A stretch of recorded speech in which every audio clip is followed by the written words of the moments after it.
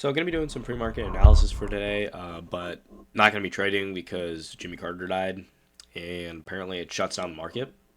So here's the reason: trading on the New York Stock Exchange will be closed on Thursday. Nasdaq will be closing all its equities, which is basically what moves the market. So there's not going to be really any trades today, which kind of sucks.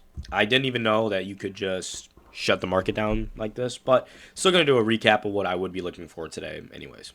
Okay, so we have a couple of very prominent draws of liquidity that have not been hit yet. Earlier, we did see a sweep of London session lows within London session, so we swept Asia session lows.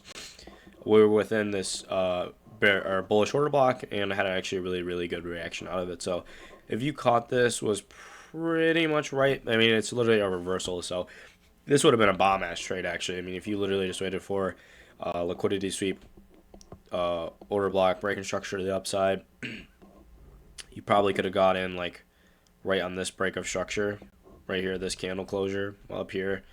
Would have been in drawdown for a minute, but I mean, you could have had take profit here, take profit. Like you would, this would have been a bomb ass trade if you were able to get into it. So if you trade London session, good for you because you had a pretty easy fucking trade right there. But other than that, we do have on the higher time frame, so on the hourly, nice, it's going to move me all the way over here, fucking 3 weeks ago. But higher time frames, we do have this prominent draw of liquidity, which is London session lows within this bullish order block that we already saw a reaction out of. And if we scale down, probably can mark out this order block as well. This more recent order block that hasn't not been tapped into yet. So this is 30 minutes. It's just this whole hourly candle, but it's just a little bit more of a precise mark.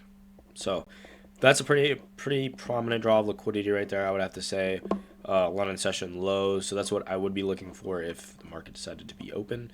So we've already tapped into this order block, got a good reaction out of it. I would just wait for a sweep and then a market structure shift to the upside. This would have been this is literally a perfect example of what I said what market structure shift was.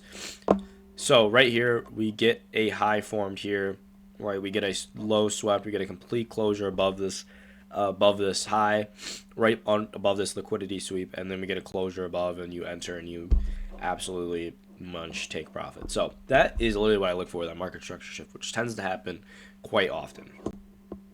So overall bias on the day definitely would be bullish. We don't really have any recent imbalances that are going to be filled in anytime soon, nor really some prominent highs that are going to be to my draws of liquidity, unless we go on the 4 hour, which we do have Asia session highs up here. But, I mean, there's just not much to play off of. The past few days have been fairly choppy ever since Monday. Tuesday was definitely the best day. So, yesterday was terrible price action, I'm not even going to lie. Thursday, or today, obviously, is not going to be a lot of volume in the market. So, some very interesting days the past few days.